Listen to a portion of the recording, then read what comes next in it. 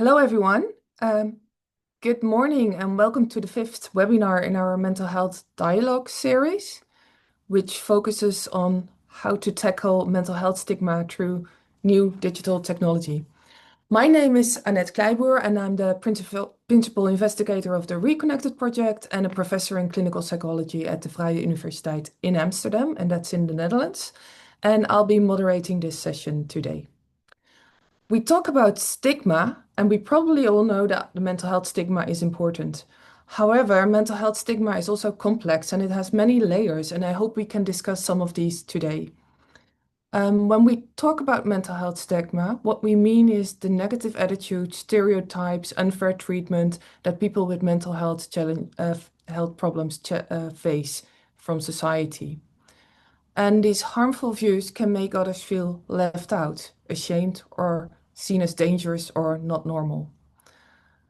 When people believe these negative ideas about themselves, we talk about self-stigma, which is also a problem. This may make people feel embarrassed or afraid to ask for help because they worry others will judge them or think they are weak. Since long, digital tools for mental health, such as online platforms or apps, have been introduced as a way to reduce stigma by offering more privacy, flexibility, and control. And often they include parts on normalization of problems. They allow people to seek support without fear of being seen or judged. But are these tools really living up to these expectations? Do they reach the people who feel most stigmatized? And are there unintended consequences to relying on digital solutions, such as missed opportunities for human connection or isolation? These are some of the questions we will explore together today. And mental health stigma is not a simple problem, and there's not a quick fix. It really requires honest conversations, discussions, and thoughtful strategies.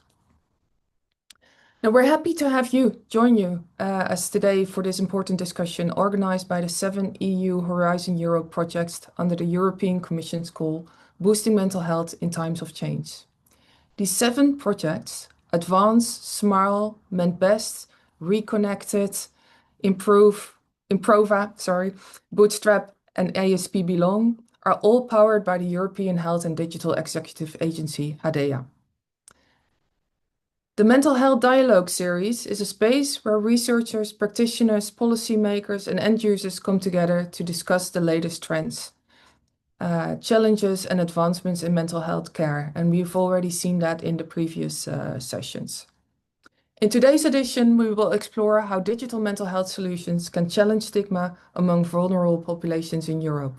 We talk about strategies to reduce stigma, but also about the boundaries of being inclusive. These are key questions that will guide our discussions today.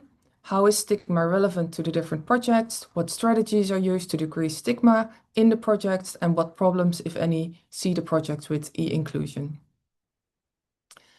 The webinar format is ideal for these discussions as we will not have formal presentations with PowerPoints. Instead, we will engage in dynamic and interactive discussions. Ask provocative questions will be posed to our esteemed panelists and to you, all the participants. And we encourage really your engagement. You can all contribute and share your insights and inquiries using the chat or Q&A in the Zoom. With that, let me give you a brief overview of our program for today. So in a minute, we will start the webinar with an opening speech by Thanasis Rogdakis. And following that, we will have the lightning talks where each project will explain how they tackle stigma and ensure to increase inclusiveness. This will be followed by a moderated discussion during which we will focus on the challenges identified by each project. And we will then open the floor to Q&A session where we will address your questions. So please post them if you have them. Finally, we will conclude with a closing message announcing the series and providing the global registration link for our Mental Health Dialogue series. With that, let's start it. And I'm pleased to invite our first speaker, Thanasis Rogdakis, to deliver the opening speech. Thanasis has a research background in neuroscience and currently works as a project officer for the European Health and Digital Executive Agency, HDEA, that I also just mentioned. Thanasis, the floor is yours. Thank you, Annet. Good morning, everyone. I'm very happy to open this webinar on behalf of Hadea and welcome you all to the 5th Mental Health Dialogues, part of a collaborative series that brings together our projects funded under the same call. These webinars are a testament to how initiatives supported by the European Commission and Hadea create not only knowledge, but also vibrant communities of practice. These initiatives are about fostering conditions in which your projects can reach one another, exchange lessons, build synergies, and push forward knowledge. You have all seized the opportunity to collaborate, and we fully support your efforts to bridge across projects and disciplines towards shared goals. Today's session touches on a particularly important theme: how digital mental health solutions can help reduce stigma, especially among vulnerable populations. And it is both timely and deeply meaningful. Stigma is often the invisible barrier. It prevents people from seeking help in the first place, encourages shame, isolates communities, and reinforces cycles of disadvantage. For populations already marginalized, whether by socioeconomic conditions, cultural or linguistic barriers, or intersecting vulnerabilities, the burden of stigma is compounded. Your work, designing platforms, apps, tools, and inclusive mental health interventions can help do more than deliver services. It can allow people who have felt the silence to connect, to speak, to find community, and to see that mental health care belongs to them. But this is not easy. Because you're touching lives that are sensitive and fragile, this work must rest on the highest standards of ethics, privacy, and safety. We must anticipate unintended harm, bias, exclusion, or misuse. And therefore, we must build transparency, explainability, and accountability, especially when AI or algorithmic components are involved. We have recently seen in the news the case where the conversational AI was allegedly implicated in the suicide of a teenager. This shows how crucial it is for us to demand transparency, predictability, and explainability from the technologies we develop and deploy. These safeguards are foundational if we are to build trust and truly serve those who need these tools the most. I want to thank each one of you for your dedication and collaboration. By joining forces across project boundaries and across Europe, you're not only advancing the frontier of digital mental health, but also shaping a culture of solidarity, inclusion, and shared responsibility. And your work embodies the core values that underpin mental health awareness efforts. And let me also note, this year's World Mental Health Day, which is around the corner on the 10th of October 2025, is themed Access to Services, Mental Health in Catastrophes and Emergencies. It reminds us that crises, whether humanitarian, environmental, or health-related, exacerbate vulnerabilities and mental health needs, making inclusion and service reach more urgent than ever. In that spirit, the focus of our discussion today is deeply aligned with broader global priorities to ensure that in times of disruption, no one is left behind. I hope today's seminar is rich, challenging, and fruitful. May it spark new ideas, cross-project connections, and strengthen results. I wish you all a very productive session and much success in your collaborations going forward. Thank you. Thank you, Thanasis, for that really nice introduction. And you're already adding to the discussion. I think it really sets the stage, and it also highlights the importance of our work in mental health with the community scope. So, thanks, Hadea and the EU for funding our projects. Now we'll move on to our lightning talks, and we hear from all the different projects. Each project representative will share their general aim and their target vulnerability groups and elaborate on how they tackle stigma or ensure to increase inclusiveness. Before we start, I encourage all participants again to join the discussion through the Zoom or Q&A tool. And want to first welcome now the representative of Advance and ask if you can introduce yourself briefly, name yourself, your role and the project, and share with us which vulnerable group your project focuses on and how your project tackles stigma or is trying to be inclusive. Sure. Hi, everyone. I'm Prasansa Subha. I'm currently working as a postdoc researcher in the Advanced project at the University of Copenhagen. So just to give you a brief overview of what Advance is, it is a multi-country initiative across 7 European settings that addresses mental health vulnerabilities across the life course. So it mainly aims to improve our understanding on mental health promotion and prevention. And across different countries, we are working with vulnerable populations, meaning children and adolescents who are currently experiencing climate change related distress, or a population from who are facing social adversity, and also older population in Switzerland. So across different countries, we have like different population that we are currently working with. And with regards to what works in tackling stigma through digital mental health interventions, what we have noticed is the power of language. So the language of the interventions make a huge difference when content is framed around well-being, self-care, and learning, more than around mental health problems, or using psychological word as such. People are more willing to engage. So on the other hand, what doesn't work well is assuming that technology alone will solve a stigma. Stigma is often just the tip of the iceberg for broader structural processes of exclusion. So from an intersectional perspective, mental health stigma can weigh even more heavily on people from minor communities, such as those with lower income or education, which are often framed as social determinants of mental health. So it's not just about individual attitudes, but about wider social forces that tend to value some lives more than the others. So if digital interventions aren't sensitive to these realities, they risk reinforcing the very inequities they aim to address.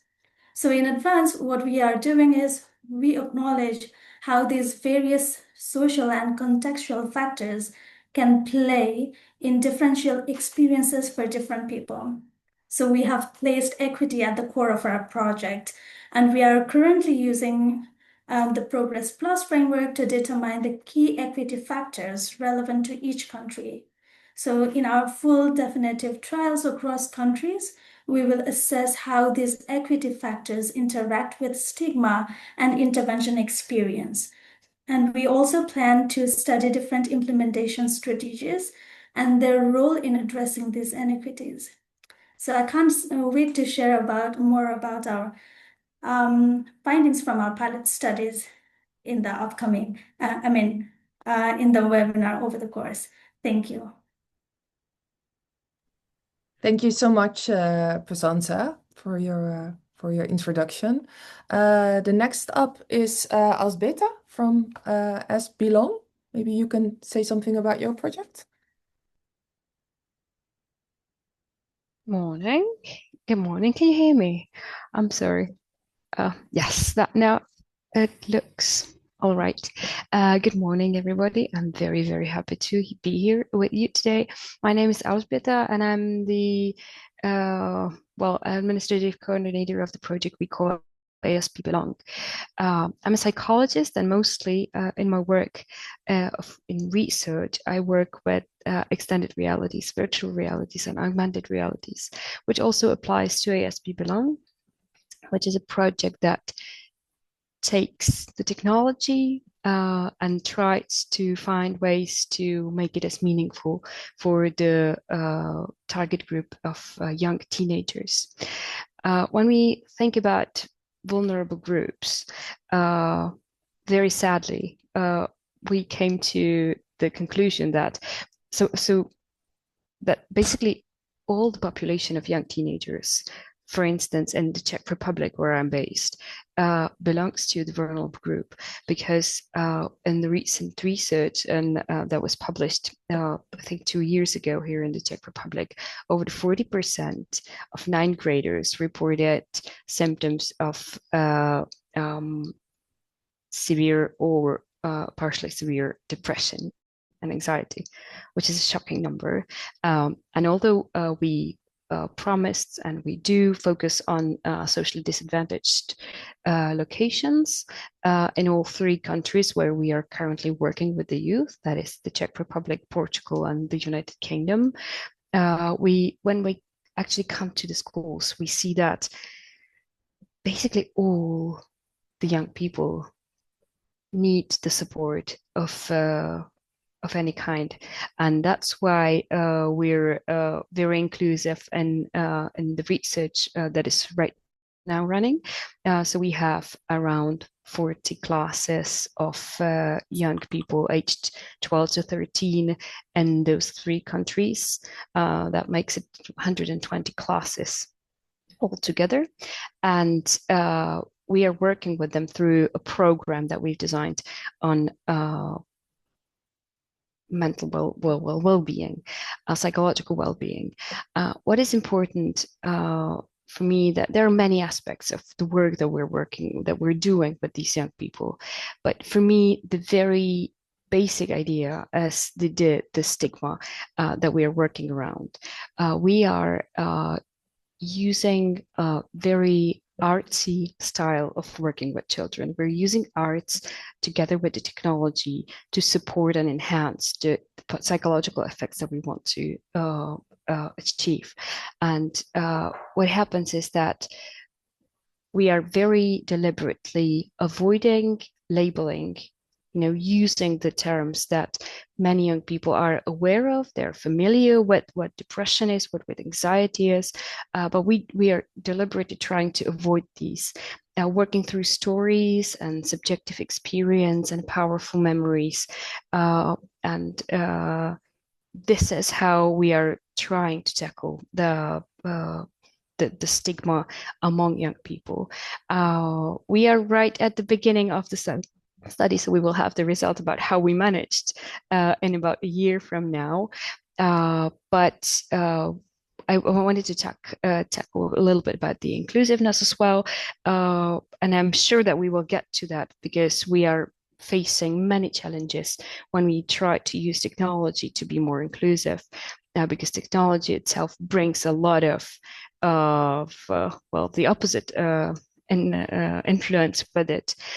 So we're trying to be as open to various needs, be it specific needs in education or the social dynamics of each class that we're working with. I'm sure there'll be space to talk about that a little bit more as we go a little deeper in the discussion. So I would probably wrap it up here and look forward to any other questions and discussion topics that we'll have. Thank you so much, Asbeta. Then we move on to Nick from Bootstrap. Can you introduce yourself?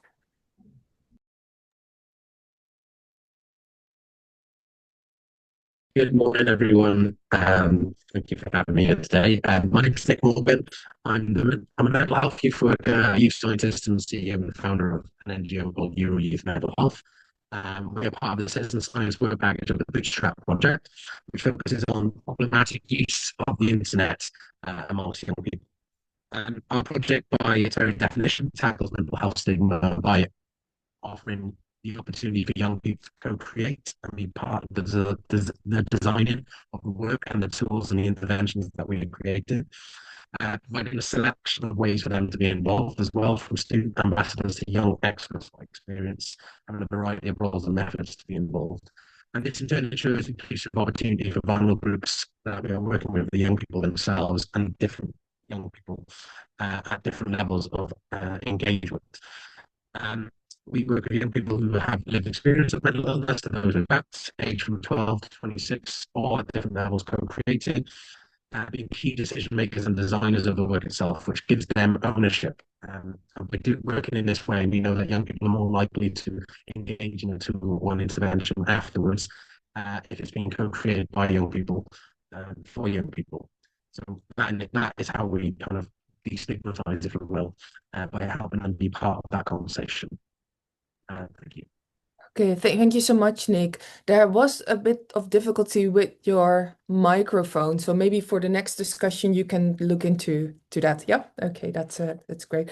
We could understand you, but it was quite hard at sometimes. Then we move on to the next speaker, Katrin from Improva. Can you introduce yourself? Yes, thank you. My name is Katrien Vinkenauer. I'm a professor of youth studies at Utrecht University in the Netherlands. And I'm also leading our strategic theme called Dynamics of Youth, where researchers from all 7 faculties, including the medical scientists, collaborate to strengthen the resilience and well-being of children, adolescents, and young adults. Our focus on youth and the interdisciplinary teamwork got us involved in Improver. And the Improver project is an international consortium that has 3 main goals.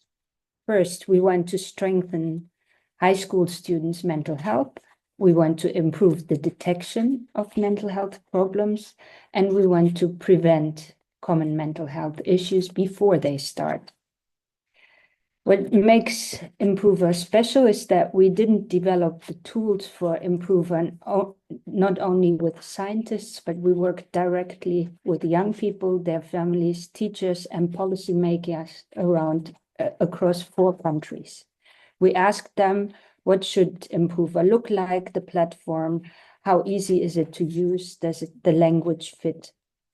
This joint co-creation effort ensured that the tools and the information that we developed is relevant to all users and speak their language, something that was mentioned by Prasanna too.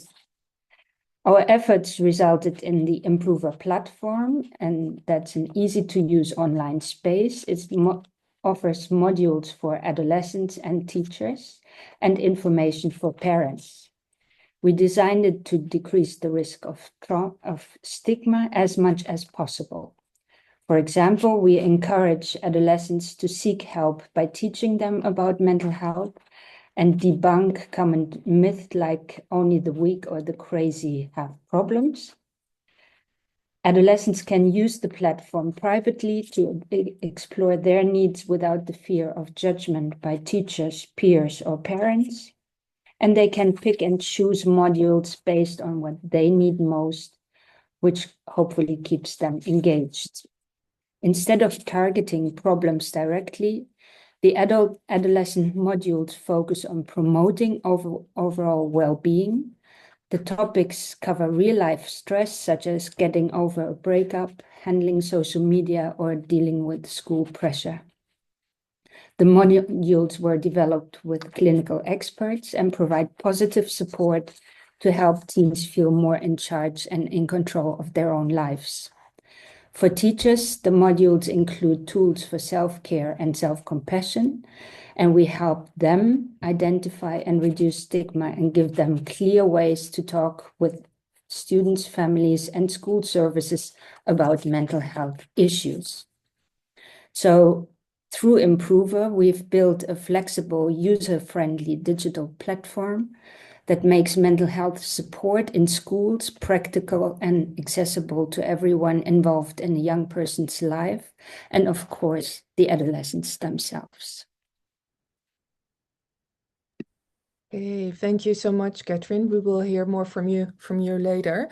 Next up is Hannah from MenBest.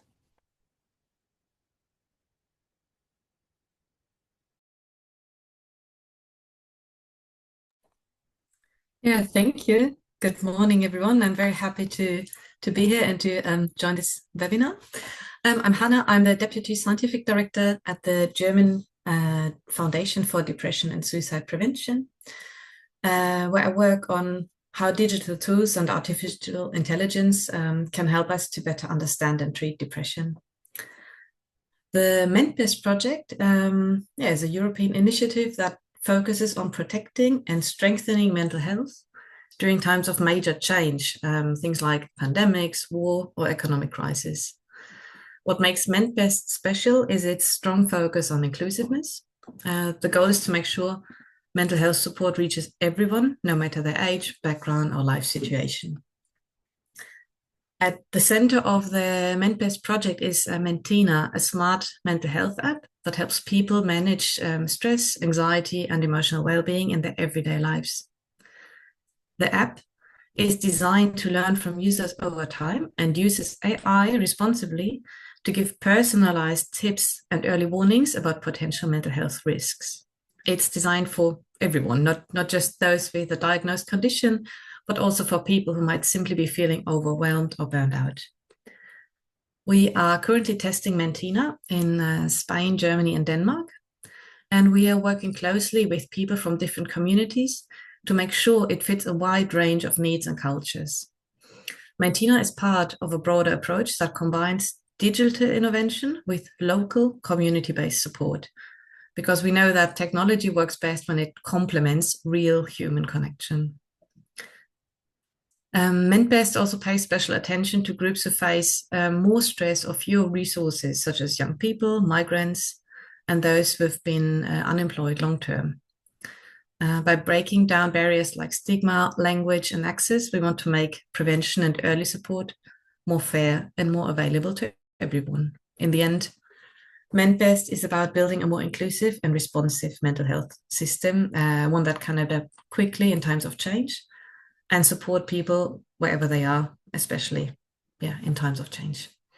And I'm looking forward very much to the discussion, and thank you for having me. Okay, thank you, Hannah. Thank you so much. Next up is Esme from my own Reconnected project. Esme, can you tell a bit more about yourself and the project? Thanks, Annette, and greetings and good morning, everyone. My name is Esme Dukhani, and I'm a postgraduate researcher at St Mary's University, which is based in the UK. So it's a great pleasure to be part of this panel and to also represent the Reconnected project. So a bit about my background. So I work in global mental health, but in the past 10 years, I've largely focused on kind of developing, evaluating, and implementing digital interventions. So to introduce the project, Reconnected aims to develop a digital support system to promote resilience and well-being in 9 different vulnerable populations, which broadly includes youth groups, military personnel, older adults, adults with low socioeconomic status, elderly people, and also migrants. So the intervention essentially has 3 components. It includes psychoeducation and destigmatization, so creating more awareness around mental health. Also a core component is resilience, so promoting mental health self-management skills, even through difficult times, and also social participation. So really kind of encouraging people to engage in their communities and build supportive environments. So in relation to how our project promotes inclusiveness, I would say it does this in 3 ways. First and foremost, and obviously the most kind of obvious one, is that the research is built around reaching vulnerable populations whose mental health is disproportionately impacted by global events such as climate change, war, virus outbreaks such as the pandemic, to list a few examples. Essentially, the project aims to develop a digital solution to bridge support gaps for groups that are typically underserved, excluded, and experience high levels of stigma. I would say another important way in which we do this is our strong commitment to involving the target population. We actually have a work package that's specifically focused on this. So all of the countries have set up advisory committees with end users and topic experts who we consult across key phases of the project to ensure that the intervention is responsive to local and population needs, as opposed to having a one-size-fits-all type intervention. And finally, and very quickly, and I think this point also relates to some of the co-production work that we're doing, but we've been doing quite a lot of work around culturally adapting the intervention. So this really goes beyond kind of just selecting interventions and adapting the language, but ensuring that the interventions feel acceptable, familiar, and meaningful, in different cultural contexts, to ensure that the needs and values of different and local communities are reflected. So I'm sure there are other ways as well, but I think I'll stop there. Yay. Thank you, Esme. Then we have one more project, the project Smile to Go. And Vincenza, can you introduce your project? Yes, perfect. I try to start the camera, but maybe the host have to solve this issue. And in this case, we can see my face. And but I started to introduce, yeah, perfect. Okay, it doesn't work. Camera. Can somebody help Vincenza with the camera, or? Yes, I click on start my video, but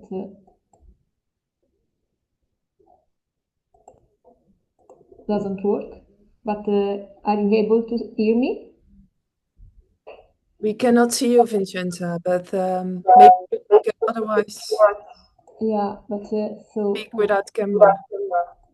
the camera doesn't work. I don't know why. In any case, good morning, everyone. So I'm excited to introduce the Horizon Smile on behalf of my colleague and project partner. Our e-mental health initiative designed to make support accessible, human-centered, and stigma-free. SMILE stands for Supporting Mental Health in Young People, Integrated Methodology for Clinical Decisions and Evidence-Based Intervention.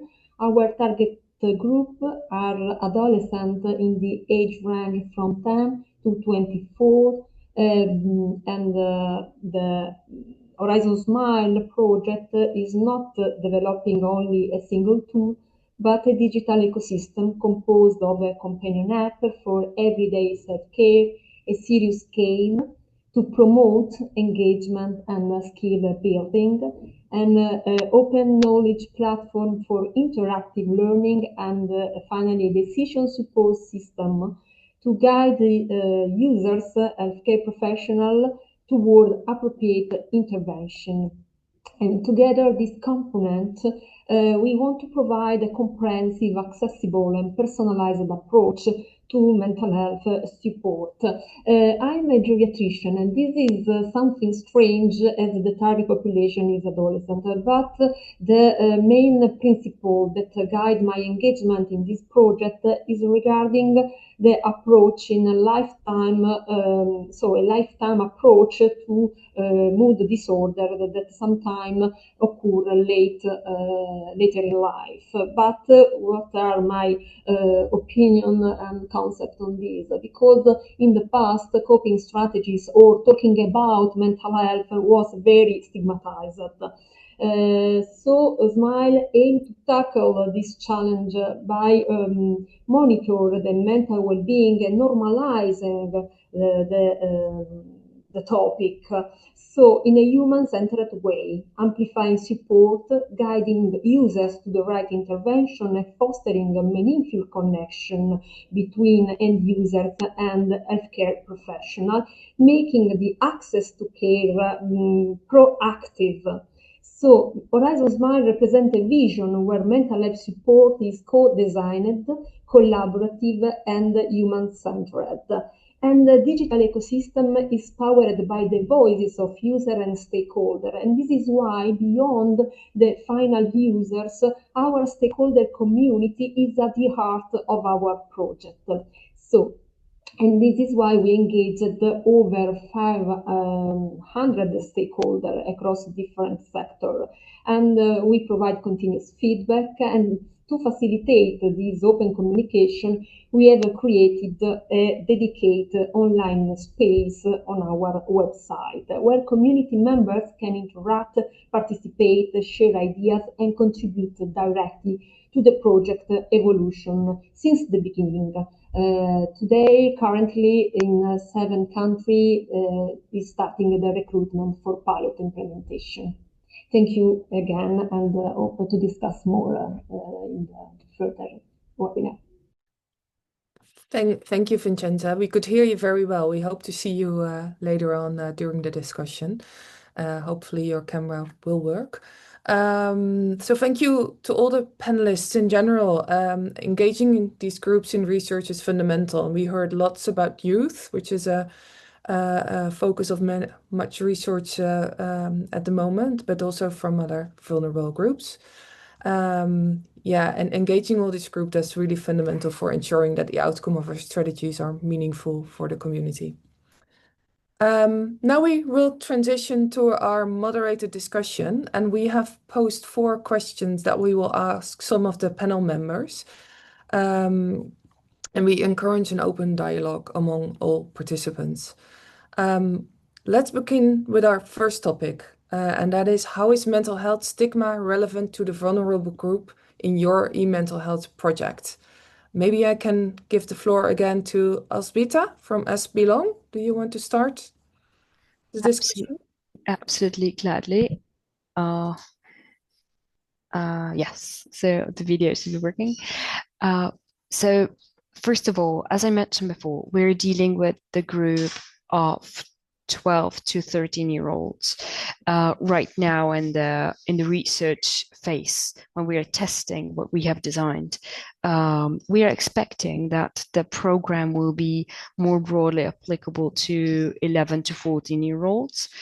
And this is a group where stigma may have actually fatal consequences because developmentally they're in a very sensitive age where the peer relations, as you all know, are absolutely crucial for the well-being of the children or young people. And so the developmental perspective is one that is absolutely key to what we're doing. I believe that it is also a generational thing where the people, as I mentioned before, those young people are familiar with all those labels or diagnoses, as we call them, but they're not trained to deal with them, to understand them, and to understand the stories behind people's behavior. So this is where I think stigma comes to stage and is very, very dangerous and can be a very dangerous basis for bullying and further problems and exclusion, social exclusion of the children. Yeah, I'm thinking if there was anything else, but I would very much love to hear more answers from other panelists and maybe follow up with them. Yeah, that's great, Alsbeta. Yeah, maybe Esme, do you want to continue talking about this topic? Yeah, sure. So I suppose with the Reconnected project, we work with several vulnerable populations, and I thought maybe to kind of contextualize this a bit more, I'll focus on non-Western migrants, which is the population group that the UK is currently focused on working with. So very briefly, to kind of just define what non-Western migrants mean and how we define it. This basically includes anyone who's born outside of EU state countries, North America, Australasia, and also is in short-term or long-term residence in the UK. So broadly speaking, mental health stigma remains a major issue in the UK. Recently, a survey showed that around 50% of people reported feeling shame, in relation to experiencing mental health challenges, and often stigma is perceived to be far worse than the symptoms actually being experienced. And I think to compound this, stigma is often a lot more pronounced within non-Western migrants in the UK for multiple reasons. On a cultural level, non-Western migrants often link mental health to perceived personal weakness, or spiritual beliefs, or even fear kind of being labeled mad or incompetent, which are actually, I think, sentiments that also relate to Western countries and stigma as well. And actually, on top of that, it also gets worse in that migrants worry about acknowledging their kind of mental health struggles could affect their legal status and job prospects, especially considering the very negative discourse around migrants in the UK and actually potentially across Europe as well. So essentially, our project aims to address this by kind of framing the program in a way that's kind of empowering and non-clinical, so essentially focusing on well-being and resilience. There's also a very important kind of, I think one of the 3 components that I mentioned are part of the intervention include kind of mental health literacy and destigmatization, which aim to normalize experiences and really kind of build awareness that around mental distress that they might not have had, and actually kind of come to a realization that they could alleviate some of the symptoms that they're experiencing. And then the final point, obviously, being that the digital intervention itself is a great way of enabling marginalized populations who otherwise would not access interventions to access mental health support in a way that they feel secure that it's not going to be registered in the healthcare system and so on. So I think those were my points. I think I probably should stop there because I've gone on for a bit too long, but I'd love to hear what everyone else thinks. Yeah, that's no problem, Esme. Maybe Vincenza, you can just say a few words about your project. I'm already hearing quite interesting things like that generations might play. Yeah, absolutely. Also for Horizon Smile. So stigma is very relevant for our target group. If you think, for example, children and adolescents who are in the critical development stage and may lack language or agency to articulate distress that could be escalated in the more challenging issues. And for young adults that are in the transitional phase to independence, often experiencing stress for a job application or maybe for the university career, identity shift and life instability. And if you talk about some subgroup with additional vulnerability, like for example, people with a low socioeconomic status, migrant backgrounds, and rural or remote youth, LGBTQ+, or those with limited digital literacy. Why stigma is highly relevant for our group? I can synthesize in 4 points. The first, stigma as a barrier to early help seeking. And the research consistently shows youth are least likely to seek help from professionals due to fear of judgment and shame or being labeled like mentally ill. And adolescents may internalize in the other way messages like I should be strong, or others will think I'm crazy or I'm not serious enough. So in the SMILE target group, stigma directly leads to underdiagnosis, undertreated symptoms, and especially social isolation. And the second point is the intersectional stigma and compounded vulnerabilities, because this double burden can result in silence, in mistrusting services, and digital disengagement if content feels irrelevant or judgmental. So if youth facing additional social barrier, experienced layered stigma, both general mental health stigma and stigma linked, for example, to identity or background. And this is why interventions must not only be destigmatizing, but also culturally sensitive and inclusive. The third point is a stigma transferred through adults and system, because teachers, parents, or peers may hold stigmatizing attitude, discouraging open conversation. Even well-intended professionals can medicalize or moralize distress that can reinforce shame. And this is why SMILE enriches this by including educational component for parents, for teachers, for educators, but also for policymakers.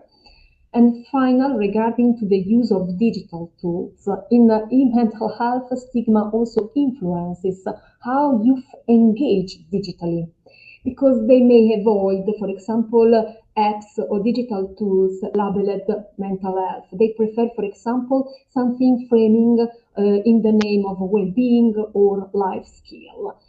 There are another concern regarding the fear of data privacy breaches, or being tracked also feeds stigma-related avoidance.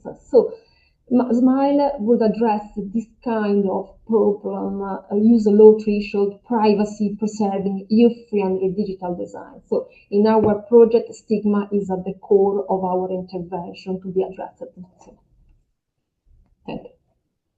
Okay, thank you so much, Vincenza.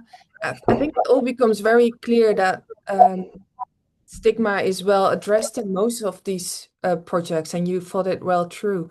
There's one question I want to ask you all as panelists from Peggy, actually one of the participants. She thanks you for sharing your insights, and many initiatives target self-stigma and stigma within communities. Well, that's what you also explained. But provider-level stigma, particularly in primary care, can still hinder access to care. As digital interventions increasingly guide people toward healthcare services, how are programs addressing this challenge along with structural barriers, like institutional policies and the burden of patients of having to retell their stories across different levels of care? Did anyone think about that in their project, or does anyone see problems there or can respond to this?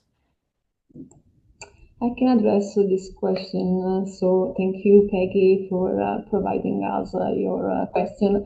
Because in our project, the challenges to realize program at the institutional level require the stakeholder involvement at different levels and increase the awareness about the issue. This is not for today, but also for the future. Because if we address the resilience of adolescents, we want to create a more resistant society for the citizen of the future. But it's important for policymakers they have evidence-based to create program. Without evidence, policymakers are not so confident in create or addressing funding for this kind of project.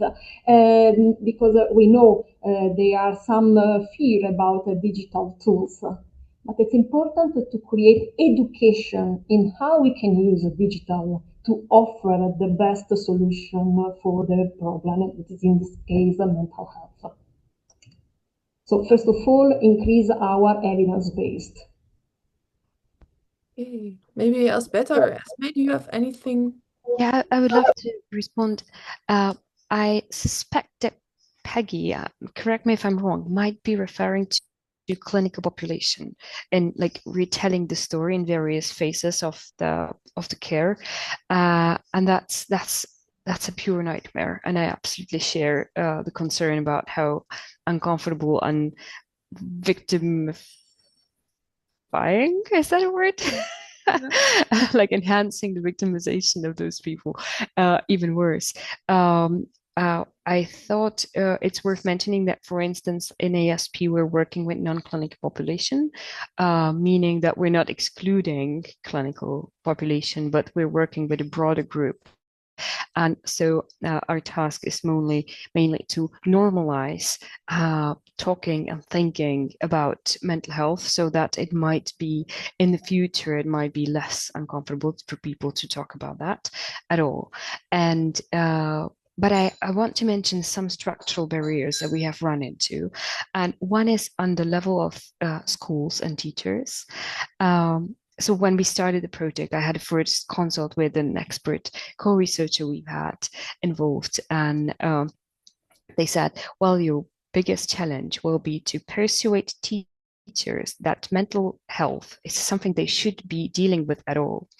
And so, for instance, here in the Czech Republic, we're really doing our best to bring the topic to schools, to regular teachers who are focusing on maths or Czech or literature or English, and telling them, well-being is a part of it. And if the children are not well, they won't learn maths or Czech or English. And this is a very basic structural barrier that we're facing and trying to overcome. I think that through building relationship of trust with the school, slowly in a long term, gaining their trust, giving them tools they can work with that are not demanding. We're not adding the burden to the system, to the people working in the system, because they have a lot of obligations to fill in. I think we're slowly getting there, to getting them on board of acknowledging the topic of mental health in schools, for instance. And the second example, and I don't want to be too long, so I'll try to be brief. We've run into schools that are very specific, for instance, extremely socially disadvantaged. They're, inclusive schools in areas that are all socially disadvantaged, and they often face rejection from programs that are offered to normal schools, with some sort of regular level of disadvantagement or special needs. And I'm very, very curious about how we succeeded in designing something as inclusive to be applicable in all these kinds of environments that are there. Yeah, thank you so much for those insights. I think that really is a nice bridge also to the next question that we pose. And for the next question, I want to invite Elzbieta again, so you can stay for this question and maybe elaborate a bit more on this question. And Hannah, Prasansa, and Nick are also joining this discussion. And an important question, because I think we all try really hard, but can e-inclusion, so inclusion through digital technologies, really help to decrease the problems associated with mental health stigma within our vulnerable populations? And how? And maybe to give you a bit of a break, Elzbieta, Hannah can start with this question. Yeah, thank you very much. I'm happy to start. Yeah, like in short, I would say yes, like e-inclusion can help to reduce mental health stigma in vulnerable groups. And part of my response is built on a recent analysis that we've done and published about the implementation of a digital intervention for depression in Arabic-speaking populations in Germany. And our analysis showed that culturally and linguistically tailored digital tools, like an app designed for Arabic-speaking migrants, made mental health support more accessible and acceptable to these populations. So I think digital tools offer privacy and anonymity, which may lower fear of judgment and encourage people to seek help. Digital interventions can also help to overcome practical barriers such as distance or limited access to professionals. But on the other hand, our study has also highlighted a key challenge, that adoption was limited. So this means that in our study, fewer Arabic-speaking users signed up for the intervention after being invited, compared to the German-speaking users. So the German-speaking users went through to a much higher rate from the invitation to using the app, whilst we invited Arabic-speaking users, but they just didn't go through with it. They were like, oh yeah, accepted the invitation, but they never acted on it or used the app. So that showed that even a well-designed tool needs more strategies to support users and to boost the engagement and uptake of the intervention. So I think e-inclusion provides access and reduces stigma because it provides support that is private and culturally relevant and easy to reach. But we also need to keep in mind that we really have to care in depth that people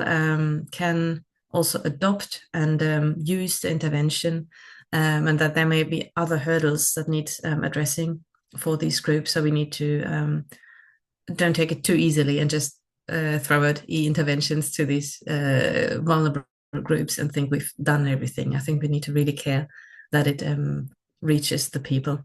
Yeah. And if you don't mind, I would share the manuscript in just the link in the chat. That's okay. If someone wants to follow up. Sorry, you put the link in the chat. And Hannah, I was just thinking, do you have any ideas about what we should or what we can do or what strategies we can use to increase adoption of these interventions? This is probably the hard part.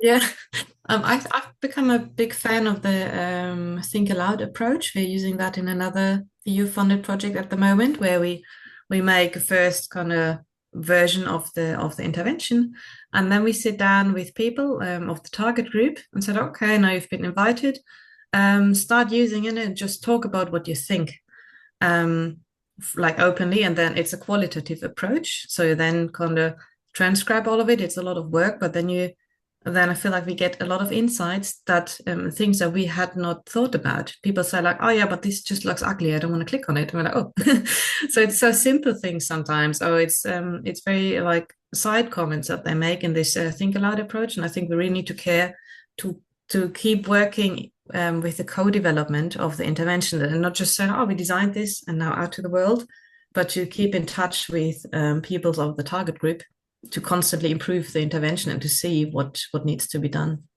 to make it user-friendly. Yeah, that's a great addition.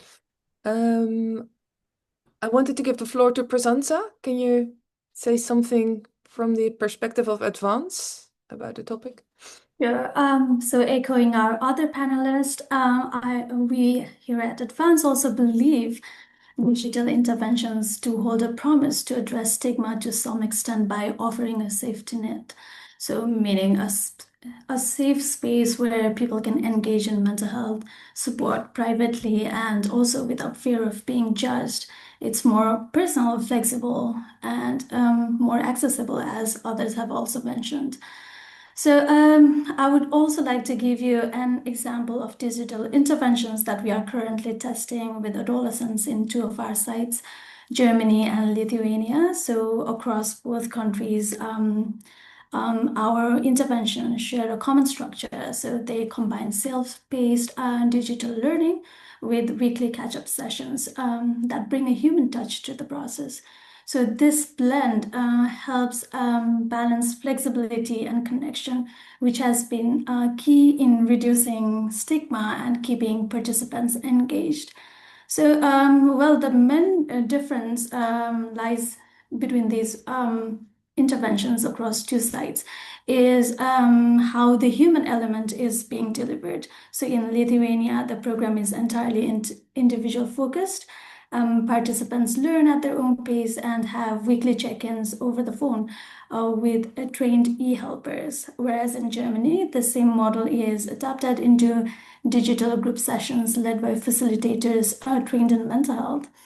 So each approach works in its own way. In Germany, where the focus is on climate change distress, these digital group sessions created a safe and supportive space for climate change activists who often feel pressure to appear strong. So sharing their experiences with others facing similar emotions helped normalize distress and reduce the fear of judgment. In Lithuania, young people valued the anonymity and flexibility of chat-based support and the phone calls with the e-helpers. So in both the cases, they could reach out from a safe space that they felt, the safe space and in their own time. So while the format differs, both interventions show that digital tools, when combined with some level of human connection, it can create a powerful sense of safety, reduce stigma, and make mental health support more approachable. Thank you, Prasansa. Alsbeta, do you want to respond to that? Yeah, absolutely. Thank you. I absolutely agree with everything Prasansa and Hannah have said. And I would like to follow up on Hannah's mention of co-development because in our program we call Lena, we have involved the target group of those young teenagers in the entire design process. And it was an extremely beneficial thing to do for them and for us. I think we've actually, it was the very, initial phase of the project when we just started thinking about what to do, how to do that. And those young people who joined us for those creative workshops, designing the e-intervention were just amazing, and they shared so much and they brought so much insight into the design process, and they helped us design something that speaks their language. The technology itself, I believe, is a native language. It's a mother tongue of young people today, and we're all aware of the anonymity that might encourage them to share things, and the little bit of distance or safe space that the virtual elements provide. But I think it's very important to speak their language even in the content of the apps. So that has proved extremely, and I think we've learned a lot about our target group through that process. That's probably the most important thing I wanted to mention. And yeah, I would probably park it there. Okay, that's great, Elzbieta. I think you'll kind of all agree really that involving kind of users, end users, and experts in the process is really important. Nick? Annet, yeah, Yeah. I'm sorry. I'm sorry, Nick. I just wanted to add one more thing that I thought we should probably mention, that the technology might create barriers as well. We need to be aware of that. And I think we'll touch that later. But one group that I thought of only later on the project, when we might create barriers to deal with the topic, are the teachers, for instance, in our cases. So we've been very much focused on the young people and how they're feeling in the game. And we thought, okay, well, designing something that the teacher will do with them, and it must be very user-friendly for the teacher to feel comfortable. But we, right now, in the practice, when we're implementing the thing, we are spending a lot of time taking care of the teacher's needs. So we must always think of all the groups involved. That's just one thing I wanted to mention. Thank you.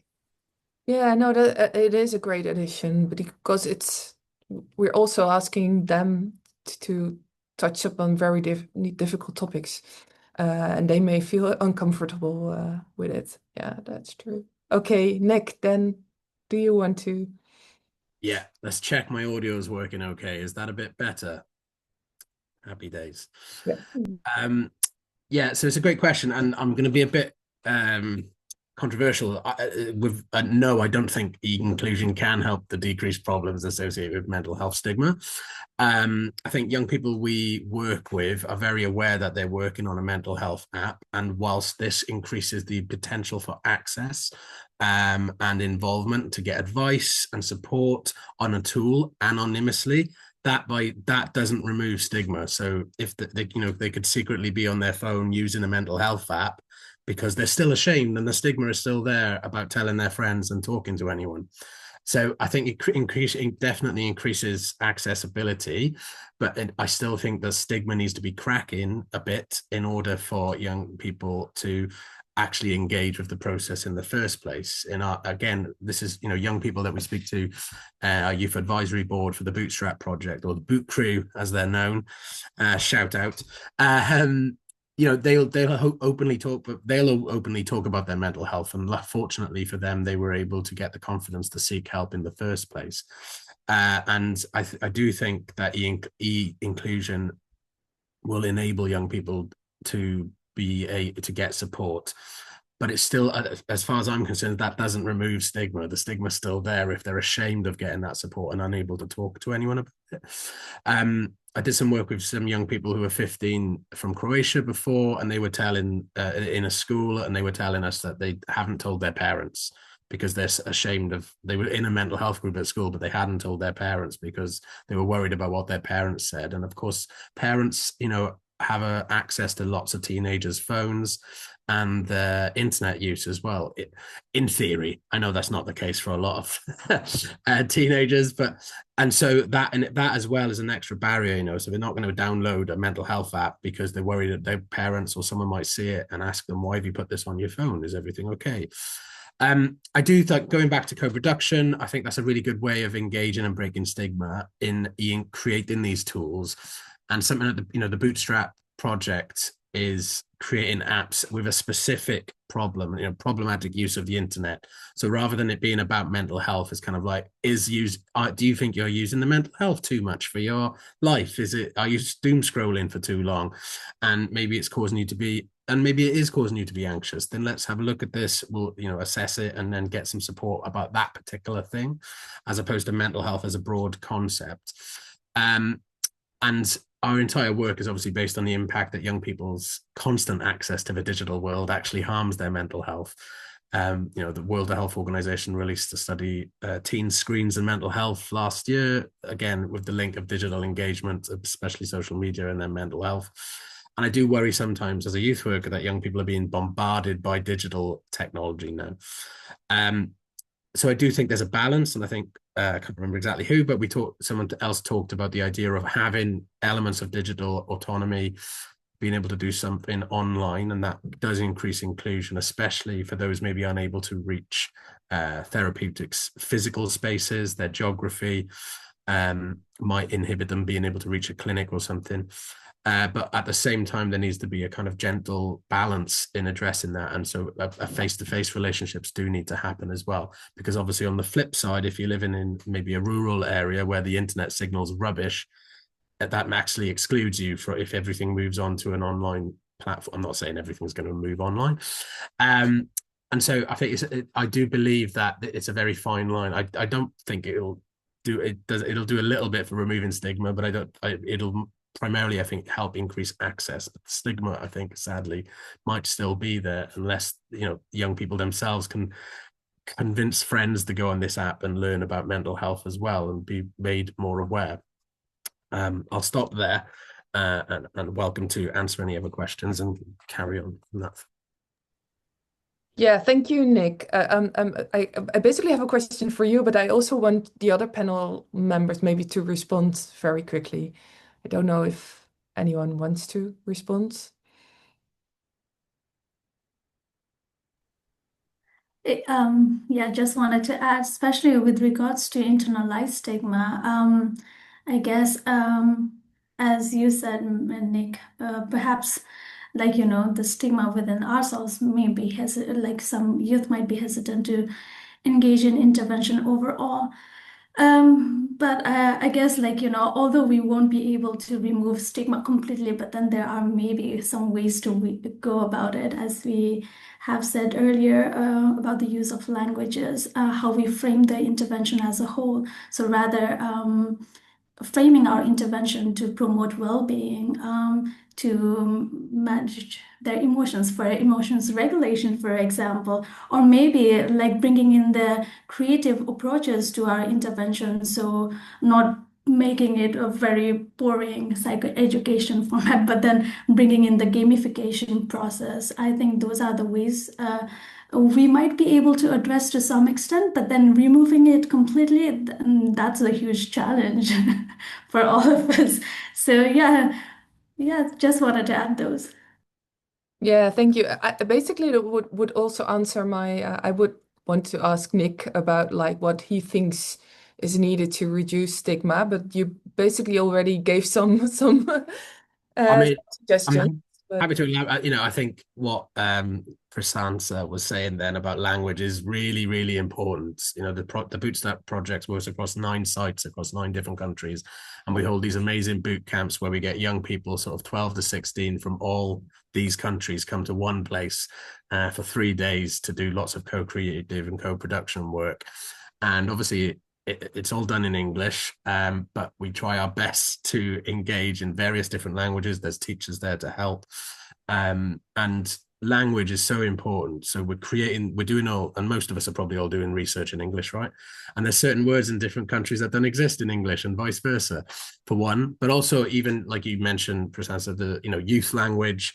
What language are young people using in terms of how they're talking about their emotions and their mental health and struggling, but also cultural language. I think Elspeth, you've mentioned about cultural and kind of different communities' language and how Black communities talk about mental health and how LGBTQ address mental health. Thinking about all these different things as well comes into it, and that's a whole other conversation about inclusion, because I'm very aware that when we do co-production work as an organization, Eurojouth Mental Health, and our boot camps, the majority of the group is white European.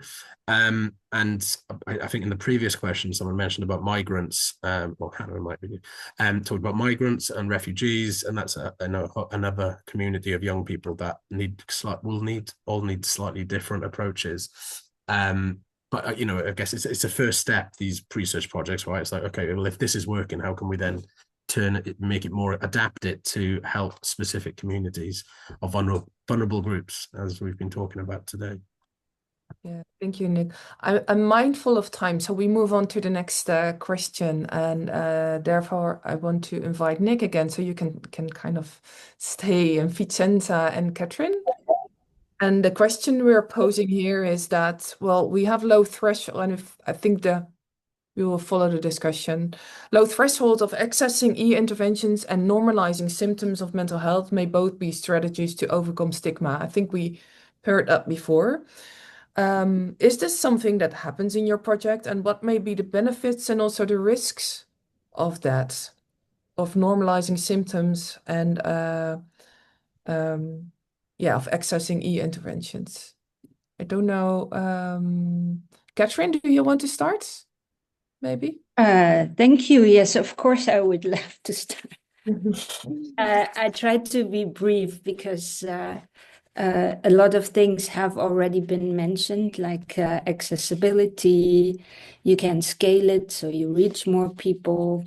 It's possible to have an early prevention potentially, so support subclinical people. Things can be tailored, so that's an advantage. And in our case, we involve the teachers and the parents and the school personnel, so that can help in talking about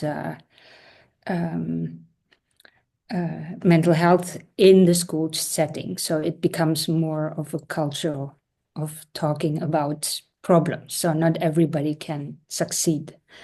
However, when you look at the literature, you see that it's still the rich are getting richer. And so those with higher socioeconomic background profit more from general interventions.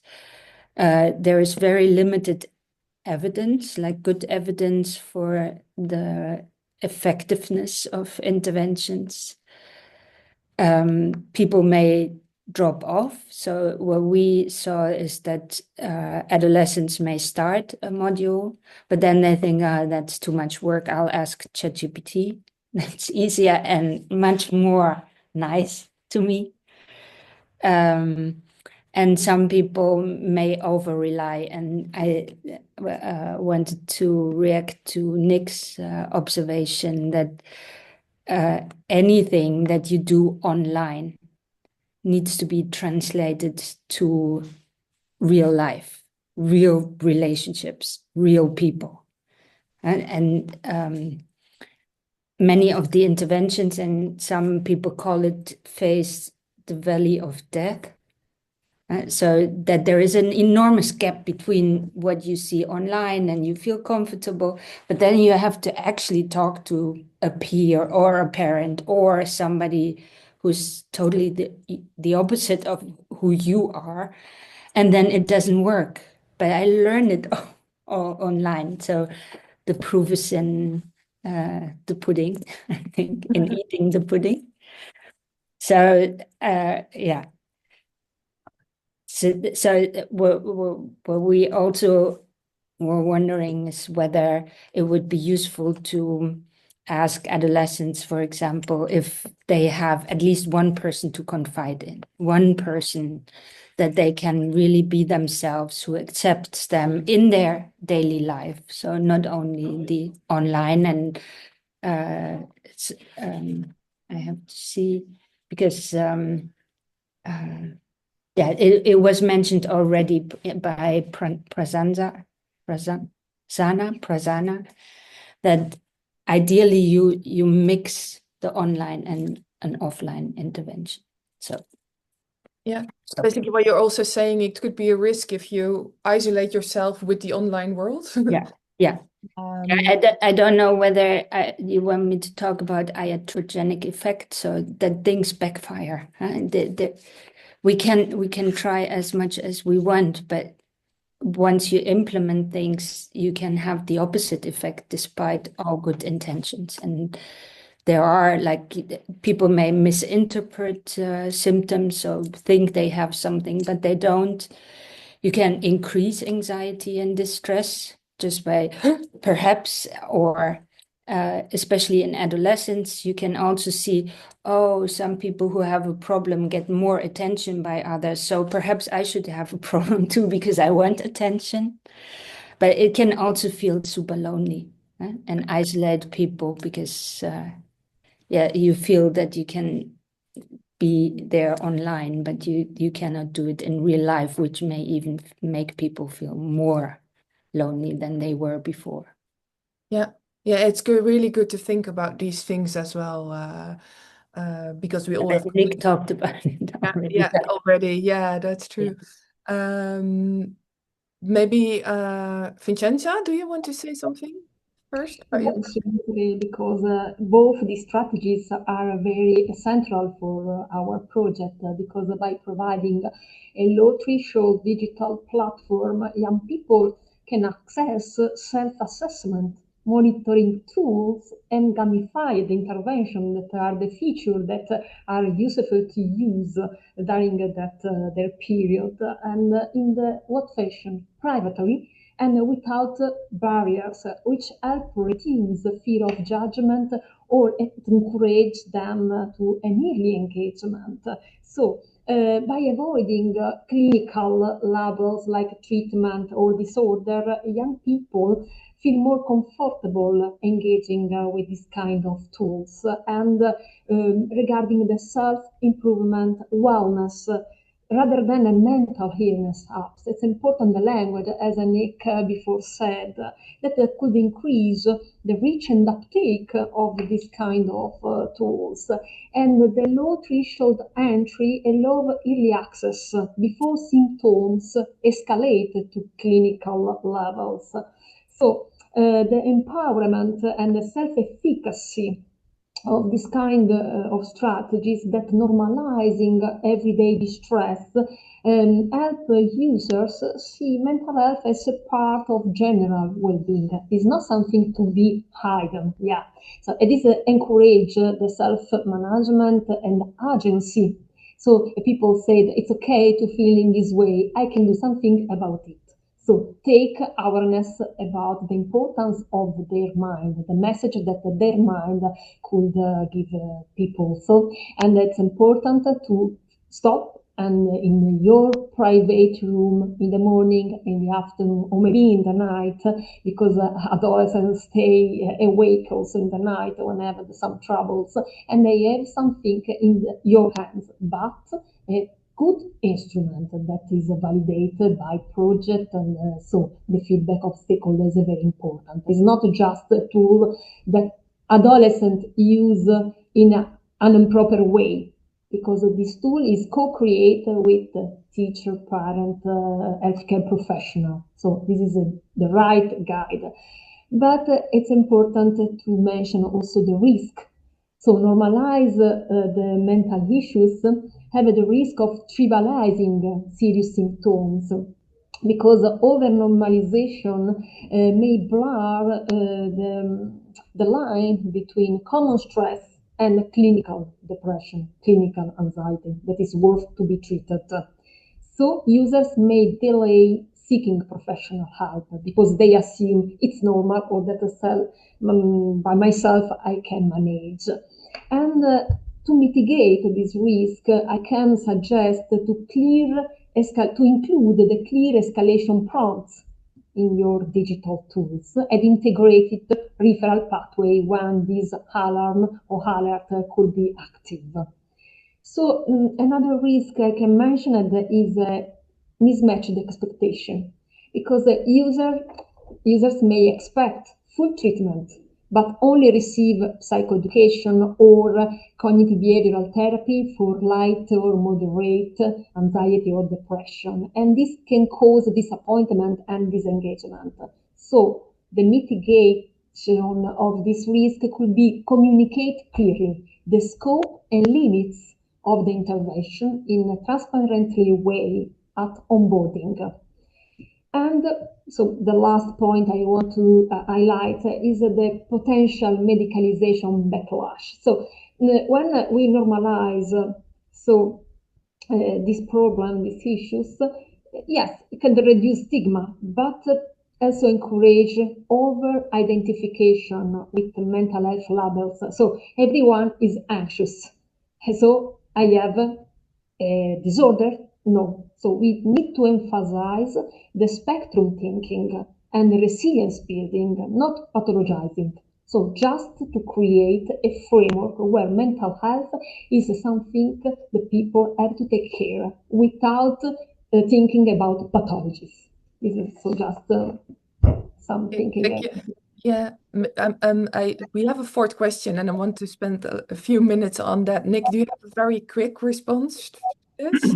Yes, I can give a very quick response. I agree with what both are saying. I think the Bootstrap project we have, looking at what we have a low threshold access of the intervention.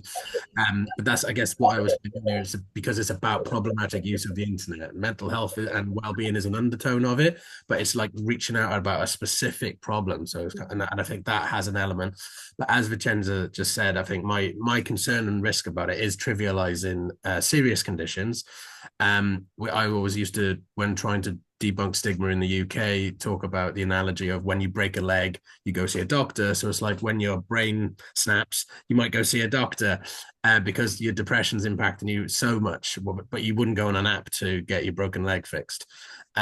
So it's, having those levels of what are these apps for. And it could be something really positive about the interventions being a helpful gap filler of preventative work, because that's something at least in the UK and lots of other countries I've worked in, have often struggled with. They're often very reactive to mental health problems and crises. And so preventative work could be a really good way of helping people look after themselves. Okay, thank you, Nick. Then we have one final question, and maybe we can kind of have very kind of brief answers, but it's an interesting topic. And I want to invite Esme for that. Catherine is already kind of here, Hannah and Prasansa. So in theory, e-interventions are easily accessible. We talked a lot about it. And they have the potential to reach many people, but in practice, this is not usually the case. I think that came up before, also with Hannah, that you try to reach as many as possible. But is it really possible to be really inclusive that these interventions are, or is that just one bridge too far, and should we try as many as possible? Maybe Esme, you want to start with a brief remark? Yeah, sure. So I think this is a really important question. I'm really glad that you raised it. I think to kind of mirror sentiments mentioned before, digital technologies hold a tremendous kind of promise in terms of like increasing access and reach. But at the same time, a lot of the communities that would most benefit from digital technologies, and I think this is specifically relevant to our project, often are affected by what we call the digital divide, which is inequalities in relation to kind of connecting to the internet and accessing digital tools and actually being able to use those tools. So just thinking about migrant groups, for example, we know that they are impacted by the digital exclusion. So they tend to have unstable internets, they rely on shared Wi-Fi, they have low quality devices. Often they're also required to kind of show appropriate IDs to access online kind of NHS portals, healthcare portals, which, presents a huge barrier. And I think in addition to this, even if once they have the kind of available device or connection, there are also issues around language barriers and also being able to use or effectively navigate through different types of like applications or digital platforms, which can be quite overwhelming. So I know I don't have a lot of time, but in summary, while I think these kind of challenges seem insurmountable, I do think there are solutions. There are kind of public level interventions, such as, increasing access to free internet, rolling out literacy programs, even employing digital navigators at, appropriate kind of services, whether it's within NHS or NGOs, in which there are people who can help people use and access digital innovations. And one last thing that I did want to mention as well, I think while access is really important, I think that's not the only issue. I think engagement is also critical. And I think this has been mentioned before about needing human contact. And this is specifically important for our population group who tend to come from kind of collectivist communities, who value social contact. So I do think our kind of cultural adaptation and how we think about access shouldn't kind of be limited to people accessing a digital platform, but actually the method in which they receive treatment should be a lot more holistic and should also provide opportunities for people to access human contact as well. But I think I'll stop there. Okay, thank you, Esme. Catherine, do you want to add anything to that? Yeah, I can only echo what Esme just said, to be honest. And because, the other thing, my response to the question would be, although I'm a firm believer in ensuring access to mental health care, I don't think that e-interventions are the solution. Partially exactly what Nick just says in the app, in the chat. Relationships are still the basis of everything. And to me, in general, I mean, in the PISA research, for example, you see that parents who ask children, how are you doing, are the best predictor of life satisfaction in adolescence. So parent-child relationships, a hug or a touch will be quite important, independent of all the promises of online interventions. So that's it. Anna, do you? Yeah, I think I couldn't agree more with what you just said, Catherine. I think that's the core is still the personal relationship, and you cannot just digitalize everything, because then you run into the new big challenges, which are also then having to be addressed, like loneliness, social disconnect. So I think it always needs to go in conjunct with the human. The human connection. But just I wanted to follow up on what Esme said, because I think it's a very important point. If we do the digital interventions, and I think we should do them, it's a good tool.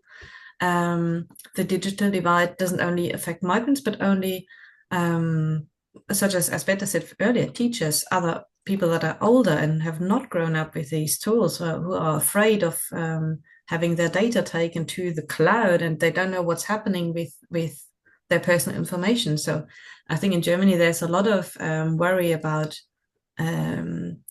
protection of personal data, and you cook thousands of cookie agree things, and you just don't understand where it goes. And I think that's only going to be exacerbated in times of AI. So it's really important to explain what is happening with my data. That's where explainable AI comes in, like what is really happening in these models and how is output going to be generated, what does it actually mean? I think there are big challenges to make it really workable for everyone and to ensure inclusiveness and access. And I think I'll stop there. I could go on more, but I think these are my main points. Yeah, it's a topic that you can talk about for a long time. Maybe Prasansa, do you want to have a final word? Yeah, I also want to reiterate that access doesn't automatically mean inclusion, and there are so many equity factors that come into play, and the structural barriers that can really prevent us from reaching out to the people that need the intervention the most. So I just want to focus that we as a mental health researchers or interventionists to apply this equity and human-centered lens in our work. So also going beyond to ask the questions on who is being left out and why, rethinking strategies on how we can really make our interventions, our research, to really bring in those people on board. Requires a lot of rethinking and requires a lot of work, but I think that's very much necessary in order to be inclusive in our design. Yeah, thank you so much, Prasansa. It's actually, we have 1 minute to go, so I have to round off. I think people have to go to other meetings. There has been a lively Q&A already. I saw like a lot of responses from panel members and to the questions of the people who were listening. So I hope that was sufficient for you. All panelists, thank you so much for all your thoughtful questions, contributions. Also I think we agree a lot that there are downsides and also about the topic. And there's just a lot to say about this topic. Yeah, to round up, it's our 5th webinar in the mental health dialogue series that we jointly organized, and I think they are getting more and more lively, which is really good news. For the people kind of at home or at work, be sure to register for the next sessions if you like this and continue the important conversations. The webinar series will run every 4 months, so the next one will be in a couple of months. And you can find the registration link in the chat if you want to. And I encourage participants to pre-register using the QR code or the link in the chat. Also, I'd like to encourage everyone to visit the websites of the 7 sister projects. I think we're all nearly halfway, so there are a lot of exciting things going on in all these projects. So it's really a nice time to follow everyone, and first outcomes will follow soon. That's very, very exciting. And you can see all the chats, all the websites in the link. So thank you once again to all the speakers and all the participants, and we look forward to seeing you at our future webinars. And have a great day. And I'm just 1 minute over time, so that's excellent. Thanks so much. Thank you. Thank you. Thanks, guys. Have a great day. Thank you, everyone. Bye. Thank you, everyone. Bye.